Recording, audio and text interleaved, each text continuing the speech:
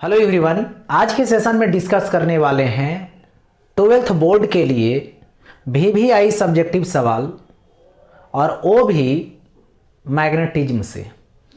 यानी मैग्नेटिज्म में आज बताएंगे करंट का जो मैग्नेटिक इफेक्ट होती है, मैग्नेट के बारे में जो होता है उससे रिलेटेड जो सवाल पूछे जाते हैं, शॉर्ट टाइप्स और लॉन्ग टाइप, दोनों टाइप करवाएंगे जो बहुत ही इंपॉर्टेंट है, उसी पे फोकस करेंगे। फर्स्ट सवाल आपके स्क्रीन पे, फर्स्ट सवाल यहाँ पे दे रखा है, छोटे दंड चुंबक के कारण अक्षीय और नीरज बिंदु पर चुंबकीय क्षेत्र का व्यंजक लिखे। यानी right expression of magnetic field on axis on axial and equatorial point of a short rod magnet. यानी एक रड मैग्नेट है, रड मैग्नेट पहले ले लो, ये देखो रड मैग्नेट हुआ,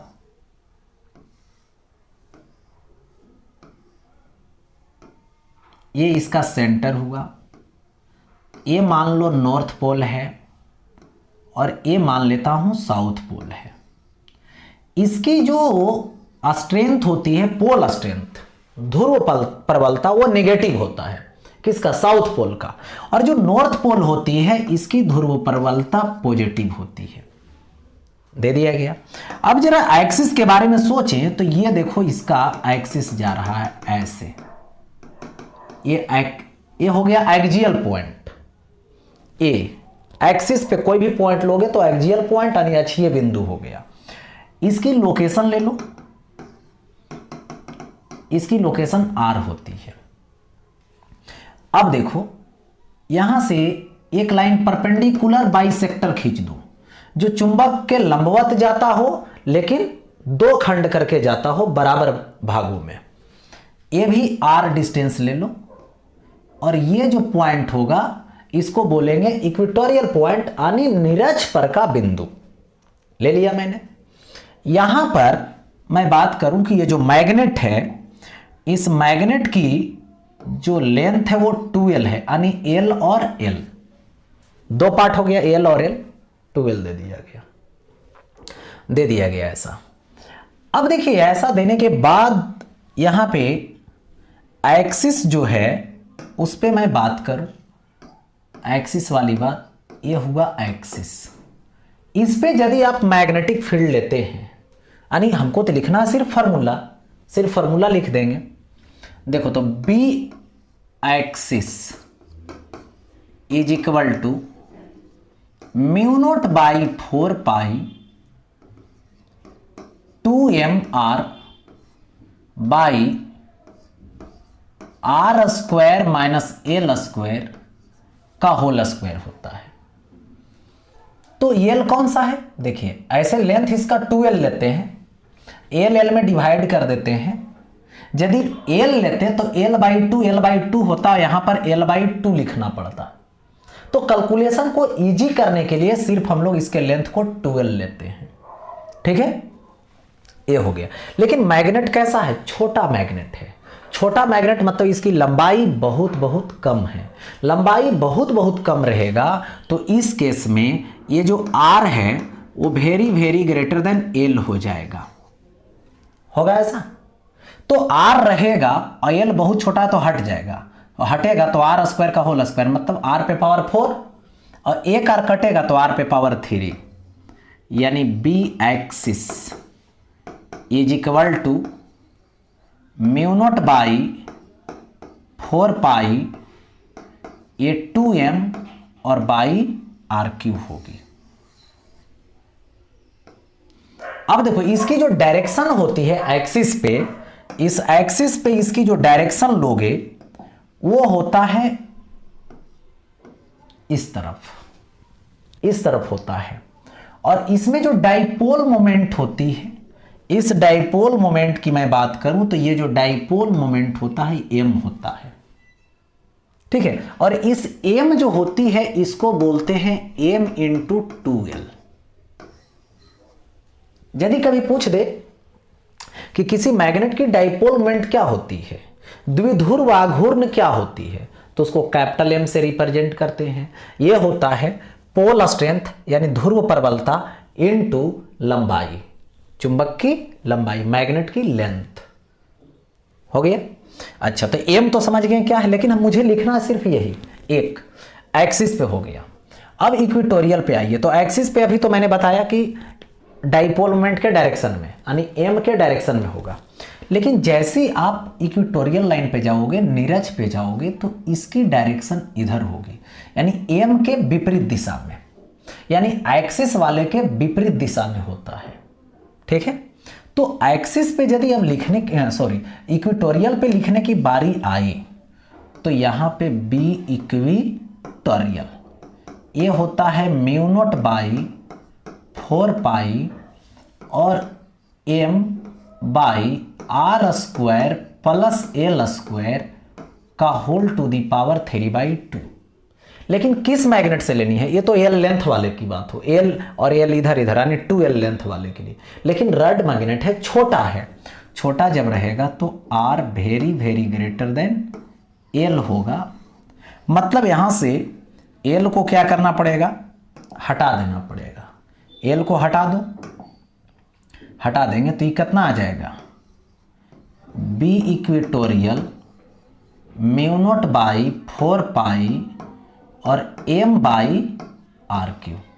यही फार्मूला हो गया।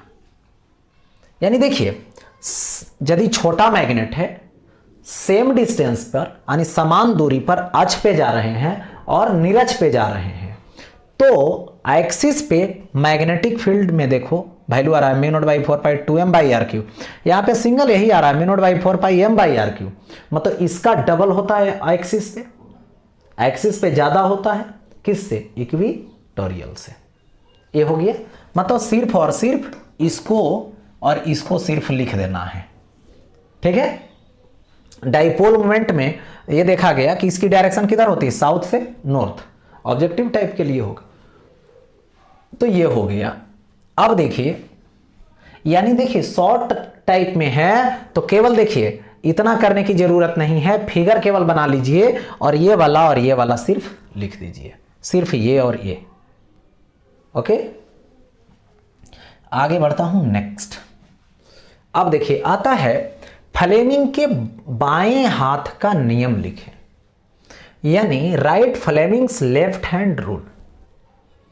देखिए फ्लेमिंग्स लेफ्ट हैंड रूल किस लिए है, तो चालक तार को यदि किसी चुंबकीय क्षेत्र में रखते हैं, यानी मैग्नेटिक फील्ड में रखते हैं, किसको, चालक तार को, उसमें जब करंट पास करवाते हैं, विद्युत धारा भेजते हैं उसमें, तो उस चालक तार पे मैग्नेटिक फोर्स लगता है, यानी चुंबकीय बल लगता है।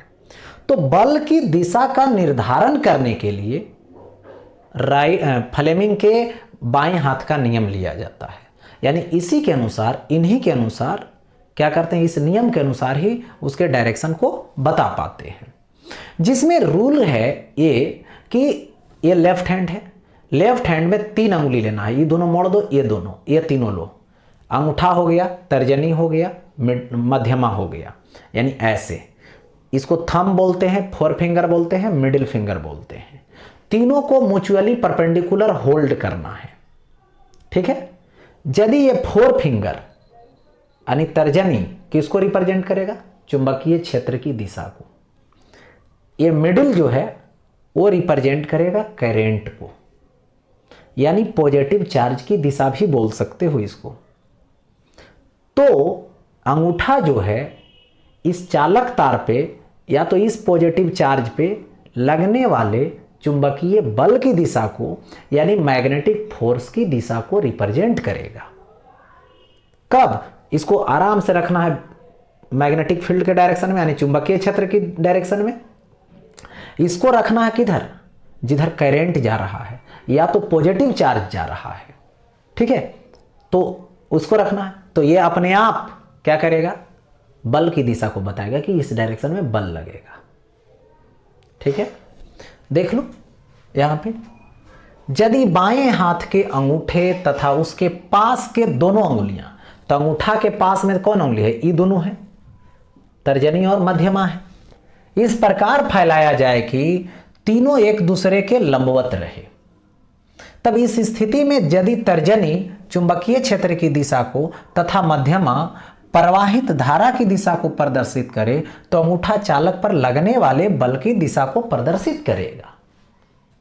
ओके, यानी Fleming's left hand rule can be stated as stretching the four finger, middle finger and thumb of the, यहां पे लेफ्ट होगा, राइट लिखा गया है, प्रिंट हो गया, देखो ये left hand such that they mutually perpendicular to each other. Here forefinger indicates the direction of magnetic field, the middle finger indicates the direction of current in the conductor. ठीक है, the thumb show the direction of the force exerted on the conductor. अब देखो आगे, यहां पे देख रहे हैं इसमें Fleming's left hand thumb rule में, देखिए यहां पर ये देखो मैग्नेटिक फील्ड की डायरेक्शन है इधर, नॉर्थ से साउथ के तरफ, उत्तरी ध्रुव से दक्षिणी ध्रुव के तरफ। यहां पे एक कंडक्टर वायर है जिसमें करंट की डायरेक्शन इधर है, तो इस पे मोशन इसमें जो हो रहा है ये इधर हो रहा है, ऊपर की तरफ। इसका मतलब मोशन उसी डायरेक्शन में होगा जिधर बल लगा है, तो इस तरीके से अपवर्ड जाने लगता है। ठीक है, अब देखिए फ्लेमिंग के अनुसार लेफ्ट हैंड लिए, ये हो गया फोर फिंगर यानी तर्जनी, और ये क्या हो गया मिडिल फिंगर यानी मध्यमा, यानी इधर विद्युत धारा इधर चुंबकीय क्षेत्र, तो बल की दिशा उधर है, यानी जिधर बल लगेगा उधर ही कंडक्टर का मोशन होगा, या तो पॉजिटिव चार्ज पार्टिकल का उधर ही मोशन होगा। ओके, उधर ही डिफ्लेक्शन। तो ये हो गया यहां पर इसका डायग्राम के हिसाब से। आगे बढ़े, नेक्स्ट देखिए, एक उदग्र ऊपर चुंबकीय क्षेत्र में, यानी चुंबकीय क्षेत्र है जो ऊपर की तरफ है। ठीक है, यानी सिंपल में आप अपने सामने कॉपी को रख दीजिए, ओपन करके खोल करके एक पेज को, तो यहां पर जो चुंबकीय क्षेत्र है जो ऊपर की तरफ होगा, यानी इस बोर्ड में जरा सोचें तो किधर है, देखिए यहां पर ऊपर के तरफ यानी बाहर है, ये देखो बाहर के तरफ है, देखिए ये बाहर के तरफ हो गया। ठीक है, बाहर के तरफ हो गया, और इधर जो होगा नॉर्थ होगा, इधर साउथ होगा, इधर में ईस्ट होगा और इधर में वेस्ट होगा। ठीक है, अब देखिए क्षेत्र में एक धनावेशित कण को क्षैतिज पूरब में प्रक्षेपित किया जाता है। कण पर बल की दिशा बतलाएं। इन ये vertically upward magnetic field, upward हो गया, positive charge particles is projected horizontally eastward, यानी ईस्ट के तरफ क्या किया जा रहा है, ये देखो चार्ज पार्टिकल है लेकिन कैसा है, पॉजिटिव है, इसको इस डायरेक्शन में भेजा गया, भी वेलोसिटी से भेजा जा रहा है, यानी करंट की डायरेक्शन पॉजिटिव के डायरेक्शन में। चलो ठीक है, तो बोल रहा है कि फोर्स का डायरेक्शन बताइए, तो फील्ड देखो, फिर बुलाइए लेफ्ट हैंड को, फ्लेमिंग लेफ्ट हैंड रूल, क्योंकि फोर्स बताना है, तो फील्ड के डायरेक्शन में रखो इसको, यानी बाहर के तरफ मोशन किधर है, ईस्ट के तरफ, तो मिडिल फिंगर को उधर घुमा दो। ध्यान रहे लेफ्ट हैंड ले रहे हैं, तो अंगूठा किधर बता रहा है, नीचे की तरफ, यानी इस पे जो फोर्स लगेगा वो डाउनवर्ड लगेगा। ठीक है, तो ये हो गया, यानी किधर हो गया, यानी फोर्स की जो डायरेक्शन है, यानी एफ क्या हो जाएगा, ठीक है, उदग्र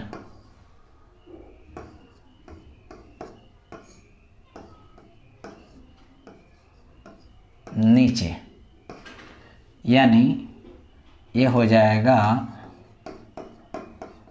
वर्टिकली डाउन वर्ड।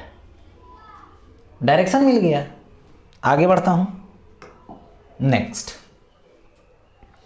अब देखिए एक आवेश Q है एक चुंबकीय क्षेत्र में बी में लंबवत चाल भी से प्रवेश करता है। वृत्तीय पथ की त्रिज्या की गणना करें। A charge q enters a magnetic field B at right angle to the direction of the field moving with speed v find the radius of the circular path of the charge. देखिए simple logic समझिए, यहां पर है क्या, देखो suppose कर लो ये रहा मैग्नेटिक फील्ड, ये बता रहा है कि इनवर्ड है, ये क्या है, ऐसे का मतलब हुआ इनवर्ड, कितना है, बी है। देखो यदि इसमें परपेंडिकुलर डायरेक्शन में चार्ज पार्टिकल को भेजोगे तो उस केस में क्या होगा, सो देखो यानी एक चार्ज ले लो, यही चार्ज है Q, इसको ऐसे भेज दो v वेलोसिटी से, तो फील्ड किधर है, अंदर, वेलोसिटी किधर, ऊपर, तो फोर्स इधर लगेगा वेलोसिटी के परपेंडिकुलर डायरेक्शन में, और हमेशा लगते रहेगा इसमें वेलोसिटी के परपेंडिकुलर डायरेक्शन में, वेग के परपेंडिकुलर डायरेक्शन में। तो वेग के परपेंडिकुलर डायरेक्शन में यानी वेलोसिटी के परपेंडिकुलर डायरेक्शन में यदि फोर्स लगता है तो सर्कुलर मोशन होती है, क्योंकि सर्कुलर मोशन का रूल है कि जब भी पार्टिकल सर्कुलेट करता है, सर्कल में घुमाना रहता है उसको, तो सेंटर के तरफ बल लगाना पड़ता है जिसको सेंट्रीपिटल फोर्स बोलते हैं। यानी यहां पर सेंट्रीपिटल फोर्स प्रोवाइड कर रहा है, किसी को भी घुमाने के लिए सेंटर की तरफ बल चाहिए, वो बल कौन दे रहा है, मैग्नेटिक फील्ड दे रहा है, मैग्नेटिक फोर्स दे रहा है, जिसके कारण ये जो चार्ज पार्टिकल है, ये चार्ज पार्टिकल एक सर्कल में ये घूम जाएगा, ठीक है, जिसका बल सेंटर के तरफ लगेगा, कौन, मैग्नेटिक फोर्स Fm, और ये जो घूमा इसकी रेडियस क्या है, तो r रेडियस है, ठीक है। अब देखो r रेडियस हो गया इसका, तो यहां पर मैग्नेटिक फोर्स की फॉर्मूला होती है Fm is equal to QVB sine theta. अब देखो तो यहां से QVB साइन 90 डिग्री, क्योंकि लंबवत बोला है, तो ये आ जाएगा सो Fm यानी सेंटर के तरफ, ये हो गया QVB, हो गया ऐसा। अब देखो इस पर बाहर के, जब ये सर्कल में घूमने लगा तो बाहर के तरफ फोर्स लगेगा mv²/r सेंट्रीफ्यूगल, ओके, तो यहां से Fc हो जाएगा mv²/r हो जाएगा। अब देखिए मैग्नेटिक फोर्स, चुंबकीय बल बैलेंस हो रहा है, इससे बराबर है दोनों, तो QVB is equal to mv²/r। अब देखो यहां से क्या करो, इसको एक भी से एक भी तो कट जाएगा, r इधर आ जाएगा, तो ये आ जाएगा r QB is equal to mv, so r is equal to mv/QB। यही तो निकालना था, find the radius of the circular path of charge, यानी सर्कुलर पाथ का रेडियस कितना होगा यही निकालनी है, तो इतना पर ला के इसको रहने देंगे। यदि और कुछ बोल सकता था, आंसर आपका यहीं तक, अब जो बताएंगे एक्स्ट्रा बताएंगे, ठीक है। अब देखिए एक्स्ट्रा क्या, यदि आपसे बोल देता कि इसका टाइम पीरियड निकालो, तो टाइम पीरियड क्या हो जाएगा, एक बार घूमने में जो टाइम टेकन हो, तो 2πr/v टोटल लेंथ बाई क्या हो जाएगा, स्पीड हो जाएगा, बना सकते हो उससे, लेकिन यहीं पे आंसर इसको छोड़ना है। अब देखो टाइम पीरियड जब निकालना रहेगा ना, तो ये होगा 2πr/v दे देना, तो 2π/v और इंटू आर, रेडियस कितना दोगे, एम भी बाई क्यू बी, तो भी तो कट जाएगा, तो ए हो जाएगा 2 पाई एम और ये बाई क्यू बी।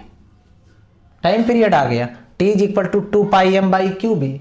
फ्रीक्वेंसी बोल देता तो क्या हो जाता, 1 बाई टी यानी q B by 2 pi M हो गया। इसको वेलोसिटी से कोई मतलब नहीं है, कितना से ही घूम रहा है, कितना स्पीड है इसकी, उससे कोई लेना देना इसका नहीं है। ठीक है, ये हो गया। आगे बढ़ूंगा, नेक्स्ट आते हैं आगे।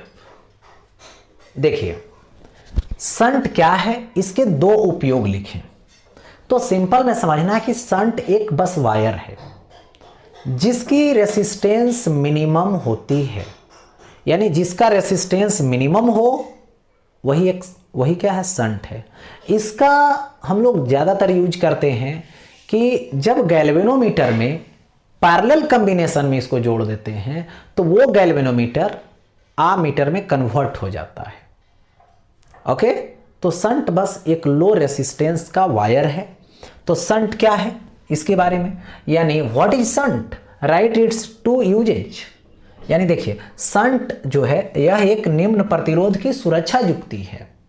ठीक है, आमीटर बनाने में इसका यूज करते हैं, यह और विद्युत धारा को मापने में, यानी विद्युत धारा को मापने में ही जो है से आमीटर का यूज करते हैं, तो उसको बनाने में इसका यूज करते हैं।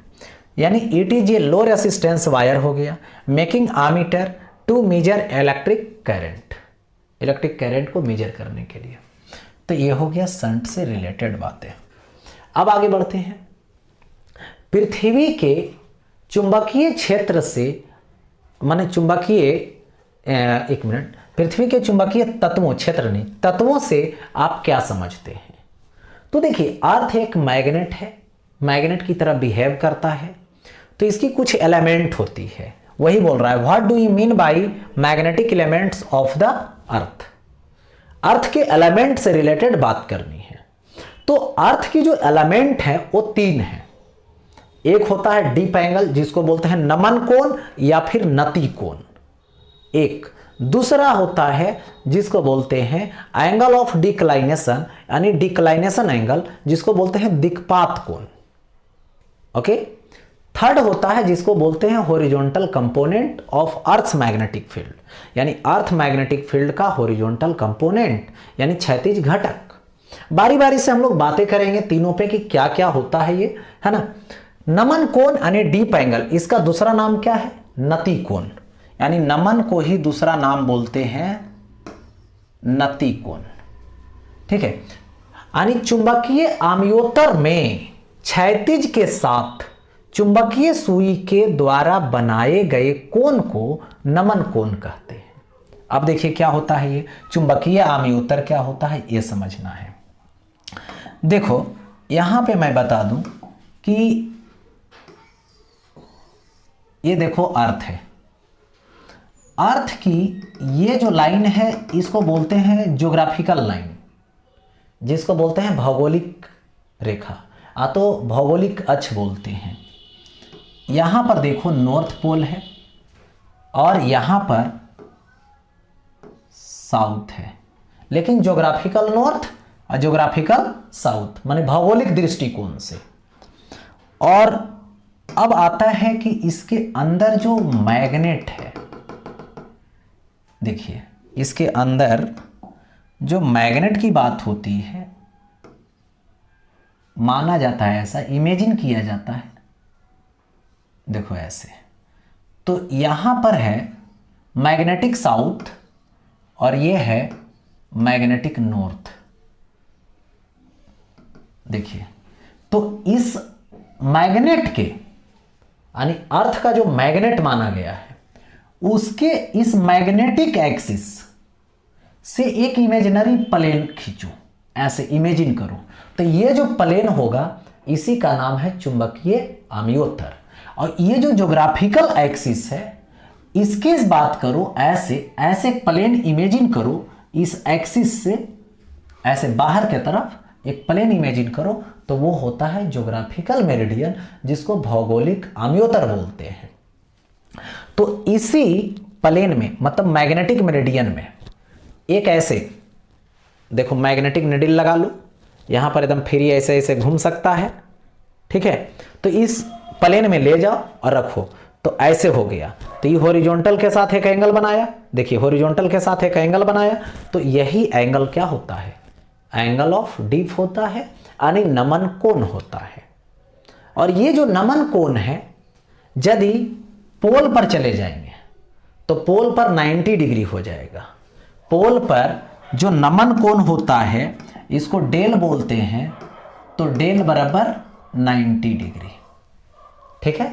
और यही देखिए इक्वेटर है, और इक्वेटर पर यही कितना होता है, 0 डिग्री। ऑब्जेक्टिव के लिए नमन कोण पोल पर, पृथ्वी के चुंबकीय ध्रुव पर, तो पृथ्वी के ध्रुव पर 90 डिग्री बोलना है, और मतलब इक्वेटोरियल पे यानी विषुवत रेखा पे, यानी विषुवत पे क्या होता है, 0 डिग्री होता है, ठीक है। ये हो गया। अब देखिए, तो यही तो मैंने बात किया अभी कि चुंबकीय अमयोत्तर में क्षैतिज के साथ चुंबकीय सुई के द्वारा बनाए गए कोण को नमन कोण कहते हैं। यानी the angle made by magnetic needle with horizontal in magnetic meridian is called deep angle. देखो सेकंड क्या है, ये तो हो गया 1 नंबर, इसको दे दो, इसका नाम 2 नंबर दे दो, ठीक है। दिक्पात कोण यानी डिक्लाइनेशन एंगल, यानी चुंबकीय आमयोत्तर और भौगोलिक आमयोत्तर के बीच बने कोण को दिक्पात कोण कहते हैं। यानी the angle between magnetic meridian and geographical meridian is called declination angle. यानी देखिए, ये जो प्लेन है ऐसे है और ये प्लेन ऐसे है, तो दोनों प्लेन एक दूसरे के, ऐसे एक प्लेन खींचो और ऐसे एक प्लेन खींचो, दोनों के बीच क्या हो जाएगा, यहां पर एक एंगल बनेगा। देखो ऐसे, यही क्या है, एंगल ऑफ डिक्लाइनेशन है। यानी देखिए यहां पर यदि ऐसे सोचें, देखिए तो एक प्लेन ये हो गया, एक प्लेन ये दे दिए, और यहां पर एक प्लेन ऐसे खींच दो।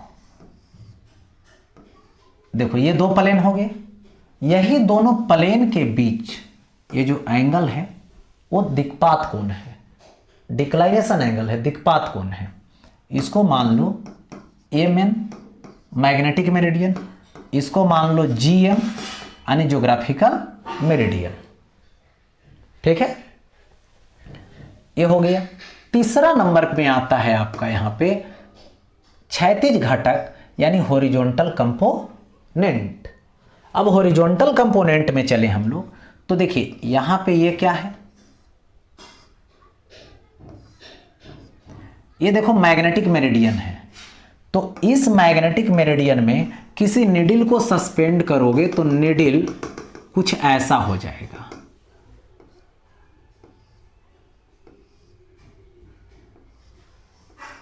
देखो ऐसे, इस तरीके से हो जाएगा। तो यहां पे इधर हो जाएगा हॉरिजॉन्टल कंपोनेंट, इधर हो जाएगा वर्टिकल कंपोनेंट, ठीक है। तो इधर जो जाएगा ये क्या होगा, बी होगा, और ये जो एंगल बनेगा यही क्या है, डीप एंगल है। इसी को डीप एंगल बोलते हैं, एंगल ऑफ डीप बोलते हैं, यानी नमन कोण बोलते हैं या नति कोण बोलते हैं। और ये जो कंपोनेंट हुआ ये बी एच हो गया। तो बी एच क्या है, यही तो क्षैतिज घटक है, जो कितना होगा बी, तो इधर हो जाएगा, कंपोनेंट तोड़ोगे तो जिसके साथ देखो बी एच बाई बी यानी base by hypotenuse is equal to क्या होगा, तो यहाँ पे कॉस थीटा यानी कॉस डेल, तो यहाँ से B H is equal to B cos, यहाँ पे डेल आएगा, तो B H is equal to B cos del दे दिया गया। तो यहाँ पे ये क्या हो गया, क्षैतिज घटक हो गया। तो ये तीनों यहाँ पे सिचुएशन मैंने बना दिया, तीनों कंसीडर कर लिया गया। आगे बढ़ता हूं नेक्स्ट में क्या है सो देखिए। अब है बायो सवार्ट के नियम को लिखें, ठीक, यानी राइट बायोट सेवार्ट लॉ। बायोट और सेवार्ट नेम के 2 साइंटिस्ट थे। देखिए इनके अनुसार क्या था कि जब जो है से बताइए कौन, ओरस्टेड जी ओरस्टेड जी ये बताए कि यदि किसी करंट कैरिंग वायर के बगल में देखा जाए तो करंट कैरिंग वायर जो है वो अपने चारों तरफ, किधर, अपने चारों तरफ मैग्नेटिक फील्ड क्रिएट करता है। तो ओरस्टेड जी ने सोचे अच्छा मैग्नेटिक फील्ड क्रिएट करता है तो कितना क्रिएट करता है उसको मेजर करनी चाहिए।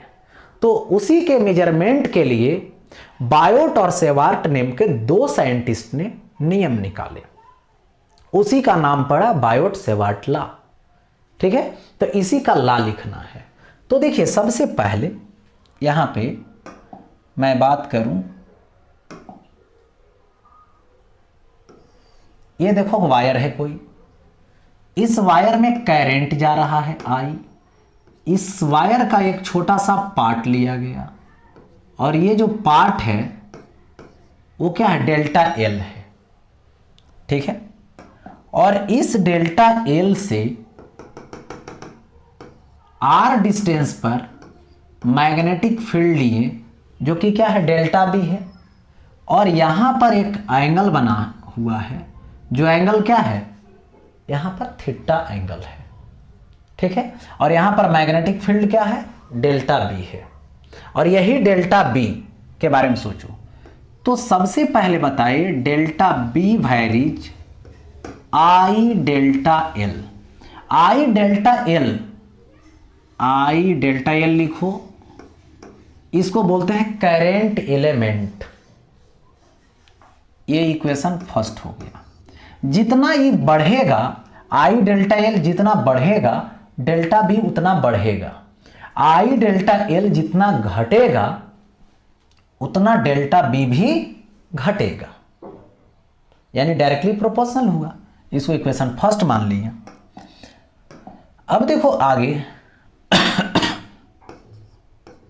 जो डेल्टा बी है वो वैरीज 1/r², यानी डिस्टेंस के स्क्वायर के इन्वर्सली प्रोपोर्शनल होता है। यानी डिस्टेंस बढ़ा दोगे तो फील्ड कम जाएगा, डिस्टेंस को घटा दोगे तो फील्ड कम हो जाएगा। यानी डेल्टा बी वैरीज 1/r², यानी इक्वेशन सेकेंड। अब देखो delta B varies sine theta, यानी इक्वेशन थर्ड। यानी ये जो है डायरेक्शन पर भी डिपेंड करता है। डायरेक्शन को चेंज करोगे तो ये भी चेंज हो जाएगा, और नहीं चेंज करोगे तो कांस्टेंट रहेगा, वही रहेगा। और यदि करंट एलिमेंट के एक्सिस पर आ जाएगा तो ये जीरो हो जाता है। तो इससे कंफर्मेशन होती है कि अच्छा साइन को फॉलो करेगा, क्योंकि इसके एक्सिस पर आएगा तो तो इधर जैसे आ गया तो ये डिक्रीज करते करते जीरो हो जाएगा, या तो फिर ये इंक्रीज करते करते 180 डिग्री हो जाएगा स्ट्रेट लाइन पे। तो 0 और 180 पे 0 कब होता है, साइन थीटा में होता है। ठीक है, तो ये हो गया। अब तीनों इक्वेशन को आपस में क्या करो, मैथमेटिकली मिला दो। तो यहां पर होगा from first, second and third. तो ये आ जाएगा delta B varies I delta L sine theta by ये r² रहेगा। ठीक है, वैरीज को हटाइएगा तो आपको एक कांस्टेंट लाना होगा। तो ये हो जाएगा delta B is equal to, varies को हटा दो तो μ0/4π, और ये क्या होगा I delta L sine theta by क्या आएगा, r² आएगा। ठीक है, यहां पे देखिए दे दिया गया ऐसा। तो delta B is equal to μ0/4π I delta L sine theta by r²। हो गया ऐसा। यही क्या है, बायोट सेवार्ट लॉ है। इसी को क्या बोलते हैं, बायोट सेवार्ट लॉ बोलते हैं। इसी को लिखना था, लिखा गया बायोट सेवार्ट लॉ। ओके, चलिए आगे की तरफ हम लोग बढ़ते हैं। नेक्स्ट अब आता है प्रतिचुंबकीय, अनुचुंबकीय और लौह चुंबकीय पदार्थ के गुणों को लिखें। यानी right the properties of diamagnetic, paramagnetic and ferromagnetic substance. तीनों के प्रॉपर्टी को बारी बारी से लिखनी है।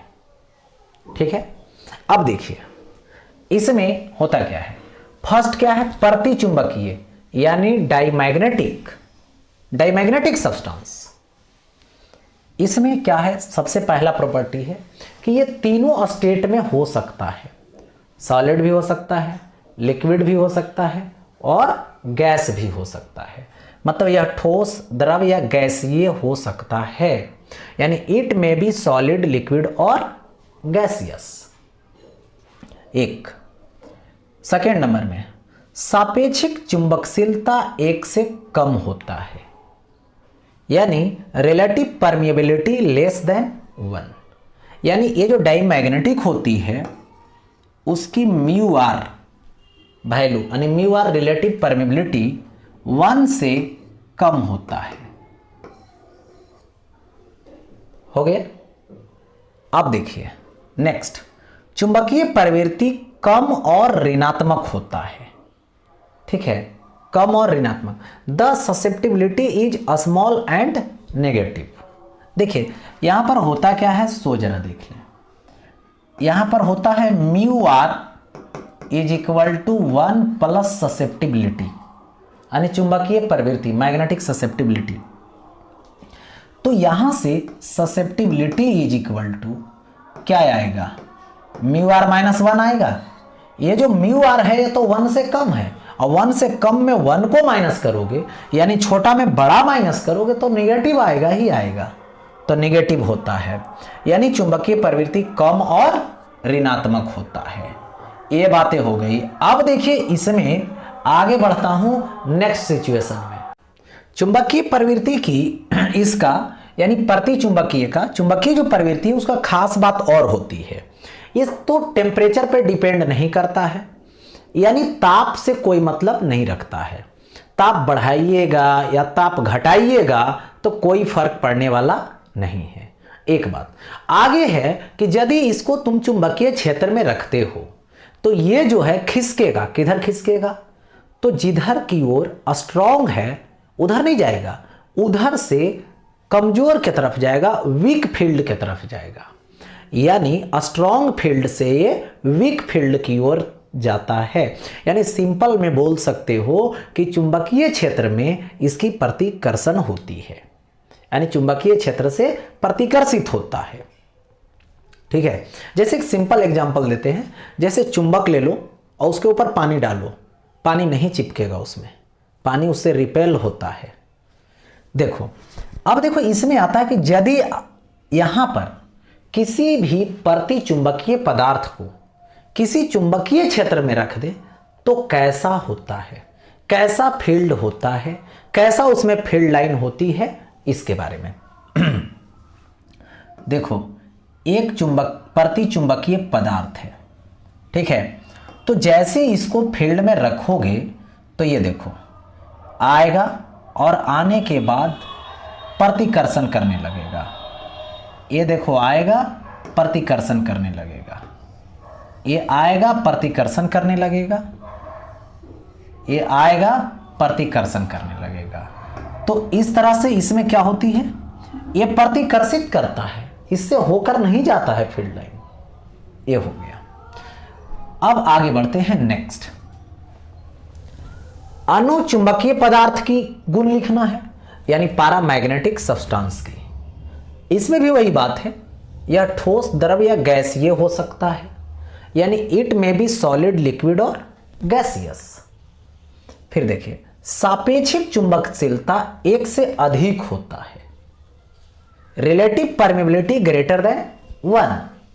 ओके, अब देखो तो यहां से म्यू आर की बात करें तो इसका 1 होता है। तो जैसे ही म्यू आर 1 होगा तो ससेप्टिबिलिटी जो है यानी चुंबकीय प्रवृत्ति धनात्मक होगी। और स्मॉल कैसे होगा सो देख लो, mu R is equal to 1 plus susceptibility होता है, और ये ससेप्टिबिलिटी जब निकालेंगे तो म्यू आर माइनस 1 आएगा। म्यू आर क्या है, 1 से बड़ा है, और 1 घटाएंगे तो जरूर पॉजिटिव आएगा और छोटा आएगा। चलिए ये हो गया। अब इसमें हम लोग बात करते हैं कि ये जो ससेप्टिबिलिटी है इसकी आगे के पॉइंट को, तो देखिए ये टेम्परेचर पे डिपेंड करता है, ताप पे निर्भर करता है। यदि आप ताप को बढ़ा देते हैं तो उस केस में क्या होगी कि इसकी जो प्रवृत्ति है वो घटेगी, और यदि घटाएंगे टेम्परेचर को, ताप को घटाएंगे तो प्रवृत्ति बढ़ेगी। हो गया ऐसा, यानी इन्वर्सली होता है ना, इन्वर्सली प्रोपोर्शनल होती है, व्युत्क्रमानुपाती होता है। अब इसका जरा देखिए मैग्नेटिक फील्ड में क्या बिहेव है। चुंबकीय क्षेत्र में ले जाते हैं तो ये जो है से धीरे धीरे कमजोर के क्षेत्र से स्ट्रॉन्ग, मतलब जिधर क्या है ज्यादा अमाउंट का है, ठीक है, जो प्रबल है उसके तरफ खिसकते जाएगा। इसका मतलब चुंबकीय क्षेत्र में इसकी आकर्षण होती है, लेकिन धीरे धीरे होता है, तेजी से नहीं होता है। समझ गए, तेजी से नहीं होता है, धीरे धीरे होता है, मतलब स्मॉल फॉर्म में होती है, लेकिन यह जाएगा क्षेत्र की तरफ, स्ट्रॉन्ग क्षेत्र की तरफ। अब देखो, यदि इसको चुंबकीय क्षेत्र में रखते हैं, अनुचुंबकीय को, ठीक है, तो इससे होकर चुंबकीय क्षेत्र रेखाएं गुजरती है, इससे होकर चुंबकीय क्षेत्र की रेखाएं गुजरने लगती है। चलिए ये हो गया। आगे बढ़ता हूं, नेक्स्ट 3rd नंबर था लौह चुंबकीय पदार्थ के बारे में लिखना। इसका गुण क्या है, इसकी प्रॉपर्टी क्या है। तो ये जो है सिर्फ और सिर्फ सॉलिड होता है, यानी ठोस अवस्था में होता है।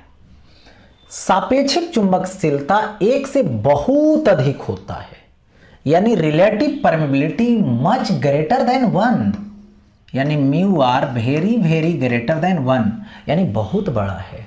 तो ससेप्टिबिलिटी निकालोगे तो mu R is equal to 1 plus susceptibility. Susceptibility यानी चुंबकीय प्रवृत्ति इधर आ जाएगा माइनस में 1, तो म्यू आर माइनस 1। ये यदि 1 से बहुत बड़ा है, जैसे 1000 रहे तो 1000 माइनस 1 999, धनात्मक आ रहा है, यानी चुंबकीय जो प्रवृत्ति है अधिक और धनात्मक होता है, यानी the susceptibility is large and positive. अब देखो आगे बढ़ते हैं, इसका कंडीशन लगाते हैं टेम्परेचर के साथ। यदि टेम्परेचर बढ़ाओगे तो इसकी प्रवृत्ति घटेगी, यदि टेम्परेचर को घटाते हैं तो इसकी प्रवृत्ति बढ़ती है। और एक स्पेशल टेम्परेचर को बढ़ाते जाएंगे, एक स्पेशल टेम्परेचर पे जब चले जाएंगे तो उसके बाद और बढ़ा देते हैं तो इसकी प्रॉपर्टी पैरामैग्नेटिक से मिलना शुरू कर देता है, यानी अनुचुंबकीय की तरह कार्य करने लगता है, व्यवहार करने लगता है, इसकी प्रवृत्ति हो जाती है। इसका मतलब है कि एक स्पेशल टेम्परेचर पे जाने के बाद लौह चुंबकीय पदार्थ अनुचुंबकीय पदार्थ में कन्वर्ट हो जाता है। इस टेम्परेचर को, इस स्पेशल ताप को क्यूरी टेम्परेचर बोलते हैं। जिस टेम्परेचर तक ठीक है लौह चुंबकीय है, उसके जस्ट बढ़ाएंगे टेम्परेचर, क्या हो जाएगा, पैरामैग्नेटिक, यानी अनुचुंबकीय पदार्थ में कन्वर्ट हो जाएगा, तो वो हो जाएगा टेम्परेचर क्यूरी टेम्परेचर, ठीक है। और इसको जरा देखते हैं कि मैग्नेटिक फील्ड में कैसा बिहेव करता है। यदि इसको चुंबकीय क्षेत्र में रखते हैं तो यह तेजी से कमजोर के तरफ से, यानी वीक फील्ड से स्ट्रॉन्ग फील्ड की ओर जाना शुरू कर देता है, यानी ये जो है चुंबकीय क्षेत्र में तेजी से अट्रैक्ट होता है, इसकी आकर्षण तेजी से होती है, बहुत तेज से होती है, ठीक है। तो ये हो गया। अब देखो, इसको चुंबकीय क्षेत्र में रखते हैं तो चुंबकीय बल रेखाएं इसके साथ कैसा बिहेव करता है। देखो ये क्या है, फेरोमैग्नेटिक है, यानी लौह चुंबकीय है, इससे चुंबकीय क्षेत्र गुजर रही है, चुंबकीय क्षेत्र गुजर रही है, चुंबकीय क्षेत्र गुजर रही है, यानी इसकी अमाउंट बहुत बहुत अधिक होती है, यानी चुंबकीय क्षेत्र की रेखाएं की मात्रा बहुत अधिक होती है, ओके, ठीक है। तो ये हो गया लौह चुंबकीय पदार्थ की स्टोरी। अब हम लोग आगे बढ़ेंगे, नेक्स्ट आगे बढ़ते हैं। देखिए, एम्पियर के परिपथ नियम को लिखें। यदि सवाल सिर्फ इतने रहेगा तो इतना ही पे आंसर देके, इसी का आंसर देके ब्रेक कर देंगे, रोक देंगे। लेकिन आगे और लिखा है, इसके आधार पर एक अनंत लंबाई के सीधे धारावाही तार और परिनालिका के कारण चुंबकीय क्षेत्र का व्यंजक प्राप्त करें। थोड़ा सा यहां पे ब्रेक लेंगे, ब्रेक ये लेंगे कि यहां पे दो सवाल दे दिया, इसी में दे दिए हैं इसलिए, लेकिन दो में एक कोई बोलेगा, या तो यहां पर बोलेगा कि अनंत लंबाई के सीधे धारावाही तार या तो परिनालिका, दो में एक देगा।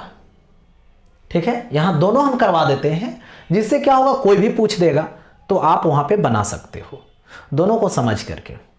ठीक है, तो समझना दोनों है, और जैसा एग्जाम में आएगा उसके हिसाब से आपका बिहेव भी होनी चाहिए, आप भी उसी की तरह ट्रीट करेंगे, आप भी उसी का जवाब देंगे। ये नहीं कि दोनों कर देना है, नहीं। देखिए, तो यहां पे राइट एम्पियर सर्क्यूटल लॉ बहुत इंपॉर्टेंट है। On the basis of this law find an expression for magnetic field due to a long straight current wire and solenoid. देखिए, अब इसका आंसर देते हैं। इसका आंसर देखिए, सबसे पहले तो स्टेटमेंट लिखना है एम्पियर सर्क्यूटल लॉ का, यानी एम्पियर के परिपथ नियम का। फर्स्ट में वही जवाब देनी है, वही आंसर देना है। यानी किसी चुंबकीय क्षेत्र में स्थित लूप लेंगे, लूप मतलब क्लोइड पाथ, बंद पास, ठीक है, पर चुंबकीय क्षेत्र का रेखीय समाकलन इस लूप से घिरे धाराओं के, यानी जितना वो घेरेगा विद्युत धारा को, उसका बीजीय योग का म्यू नोट गुना होता है। देखिए, the line integral of magnetic induction in a loop is equal to mu naught times the algebraic sum of current enclosed by the loop. ये हो गया इसका स्टेटमेंट। अब देखिए, इस स्टेटमेंट के बाद इसको जरा देख लें हम लोग। देखिए, यहां पर ये लूप ले लिए, ध्यान रहे कि लूप जो हमें लेना है, देखिए वो किसी भी शेप का लीजिएगा चलेगा, खाली क्लोइड पाथ होनी चाहिए। अब देखिए, एक तार यहां पर है, इससे करंट I1 जा रहा है, एक करंट ये है, इससे करंट I2 जा रहा है, इस एक वायर है जिसमें I3 नीचे की ओर जा रहा है। तो इसमें जो बीजीय योग लेंगे इनसाइड करंट का, वो होगा I1 plus I2 minus I3। यहां पे इनसाइड जो होगा closed, I1 plus I2 minus I3। ऐसा इसलिए लेंगे क्योंकि ये दोनों ऊपर है और ये क्या है, नीचे है, डायरेक्शन अपोजिट है, तो नेगेटिव ले लेंगे। तो यहां पर किसी भी पॉइंट पर यदि चुंबकीय क्षेत्र लेते हो तो ये इसका टेंजेंट होगा, यहां पर लोगे तो इसका टेंजेंट होगा, ठीक है, कहीं पर भी लोगे तो टेंजेंट होगा। और यहां पे एक छोटा सा लेंथ ले लो dl, और ये हो गया चुंबकीय क्षेत्र यहां पे b। तो यहां से लाइन इंटीग्रेशन जो होगी क्लोज्ड पाथ का, यानी b डॉट dl, यही म्यू नॉट I इन होगा। यही क्या है, एम्पियर सर्क्यूटल लॉ। I इन मतलब टोटल करंट जो अलजेब्रिक सम होगा, लेकिन ध्यान रहे आउट होगा तो पॉजिटिव और इन होगा रहा है वो नेगेटिव। या नहीं तो देखिए ऊपर के तरफ इधर डायरेक्शन अपोजिट वाले कर देंगे, तो एक तरफ पॉजिटिव और एक तरफ नेगेटिव ले लेंगे। ये हो गया, यही एम्पियर सर्क्यूटल लॉ है। चलिए, ये तो हो गया स्टेटमेंट के साथ ही इसको लिख देना है यदि उतना पूछेगा तो। लेकिन अगला सवाल उसमें ऐड किया है कि लॉन्ग वायर लेना है, स्ट्रेट लेना है, और उससे मैग्नेटिक फील्ड निकालनी है। ठीक है, तो यहां पर आंसर अब देना है ड्यू टू लॉन्ग वायर, यानी अनंत लंबाई के तार के कारण। ठीक, देखिए सपोज कर लेता हूं साइड में ये लॉन्ग वायर है, करंट आई जा रहा है, ये लॉन्ग वायर है बहुत बड़ा। ठीक है, लॉन्ग वायर दे दिया गया। अब यहां पे हम लोग बात करें कि इसी पॉइंट पे हमें मैग्नेटिक फील्ड निकालनी है, चुंबकीय क्षेत्र निकालनी है। तो वायर से परपेंडिकुलर डिस्टेंस ले लो, मैंने ले भी लिया, और इसके चारों तरफ एक क्लोइड पाथ घुमा दो, सर्कुलर पाथ भी घुमा दिया। इस पॉइंट पे चुंबकीय क्षेत्र की दिशा राइट हैंड थंब रूल से लेना है मैक्सवेल जी के, तो ऐसे होगा। तो इधर की तरफ जाएगा ये B, देखिए B हो गया, ये दे दिया गया।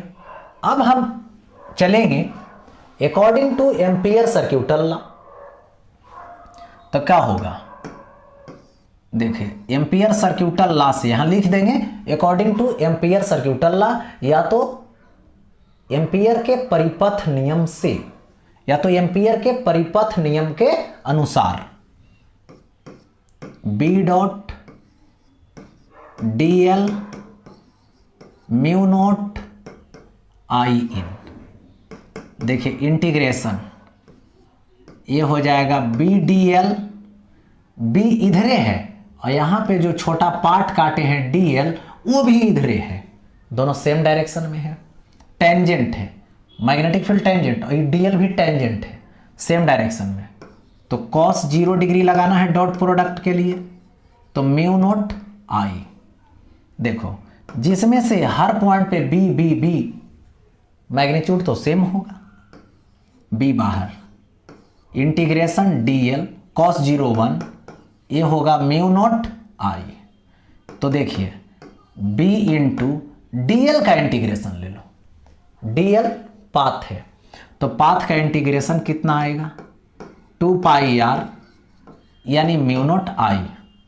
सो B is equal to mu not I by 2 pi r।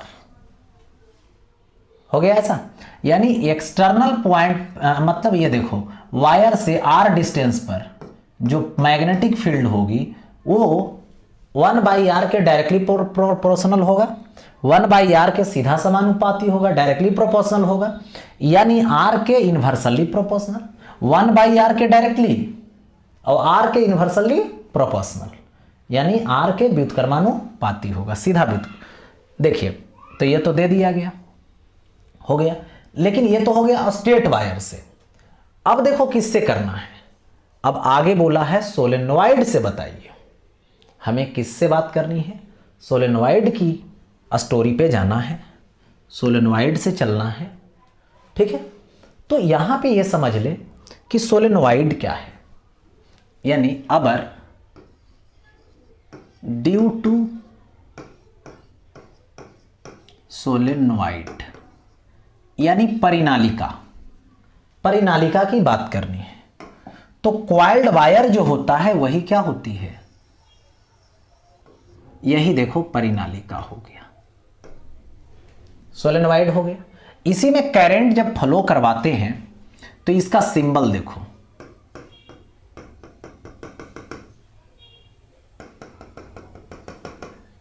इसका सिंबल इस तरीके से दे दिए, और मान लो कि यहां पर करंट इन कर रही है, करंट इन कर रही है, ठीक है, करंट इन कर रही है, करंट इन कर रही है, और यहां से करंट मान लो आउट हो रही है, इधर से करंट आउट हो रही है। ठीक है, ऐसे घुमाएंगे अंगूठा अंगुली को, ऐसे मान लो इसमें करंट ऐसे ऐसे ऐसे ऐसे घूमते जा रहा है, तो देखो यहां पर ये एक्सिस हुआ इसका, तो इसके एक्सिस पे देखो ऐसे घुमाओ, करंट को ऐसे घुमाओ तो अंगूठा इधर बताएगा, यानी इसके अंदर जो मैग्नेटिक फील्ड होगी वो मैग्नेटिक फील्ड इस डायरेक्शन में होगा। होगा ऐसा? चलिए ऐसा दे दिए। तो यहां पे सबसे पहले मान लो n मतलब हुआ फेरो की संख्या बाई लंबाई, यानी इसका मतलब हुआ फेरो की संख्या बाई लेंथ, यानी पर यूनिट लंबाई में, पर यूनिट लेंथ में फेरो की संख्या, नंबर ऑफ टर्न हो गया पर unit length. Current I pass करेगा, तो यहां पे चुंबकीय क्षेत्र निकालनी है, ये लॉन्ग है। तो ऐसा करो कि ये घेरा बना दो,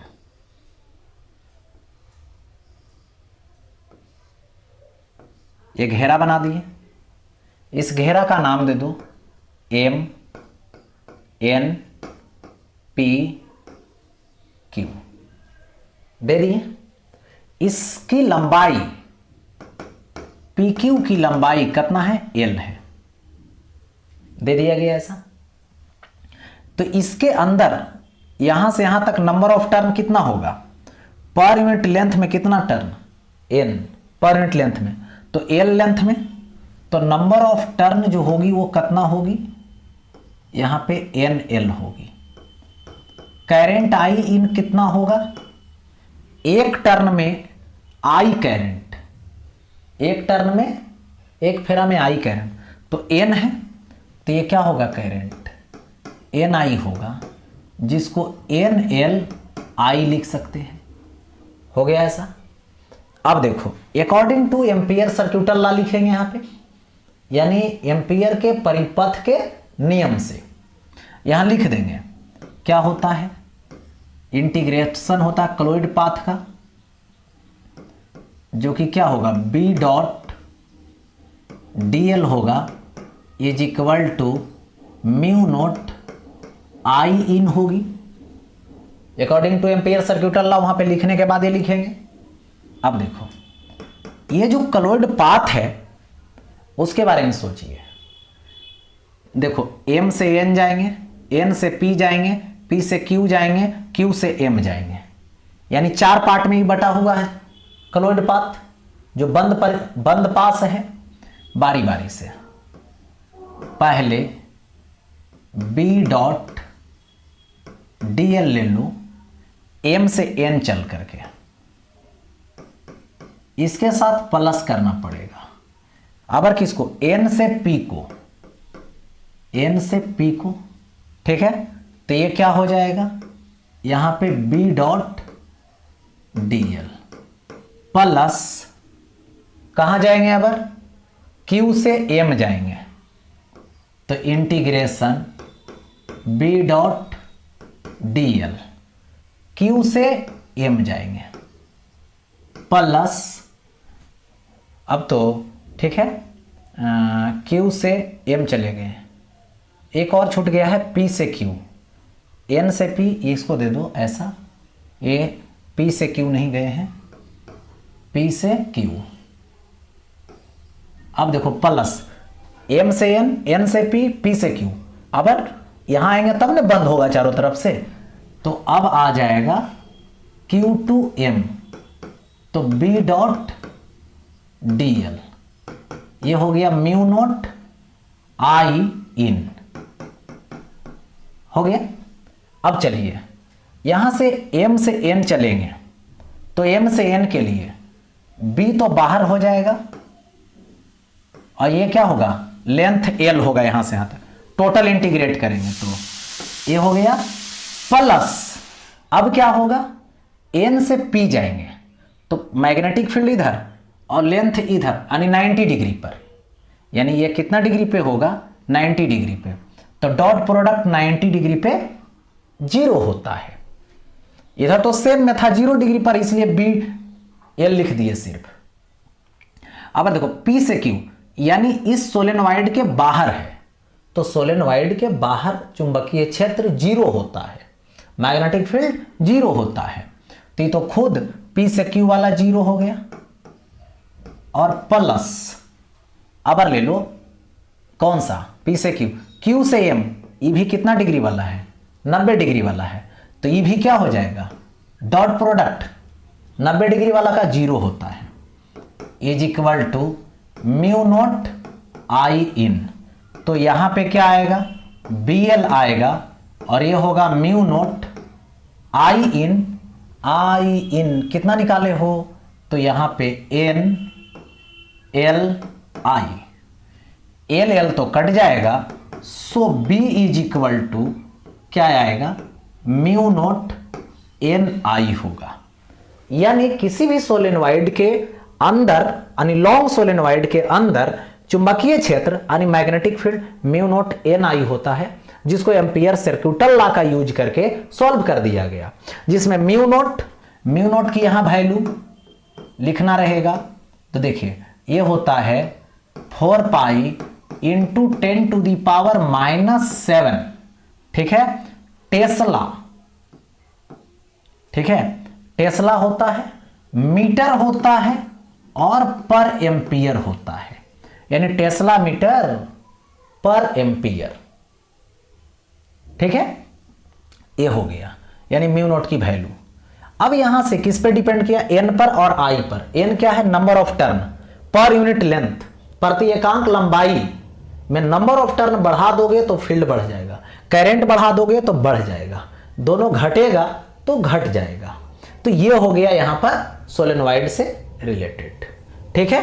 अब आगे बढ़ते हैं, तो आगे यहां पर समाप्त होती है क्लास। जो VVI सवाल थे उसको करवा दिया गया, दैट मीन्स सॉल्व। इसके बाद फिर एक पार्ट इसका लेकर आएंगे, जो ऑब्जेक्टिव पार्ट होगी, इसका ऑब्जेक्टिव टाइप होगी, उसको भी डिस्कस करवाएंगे। ओके।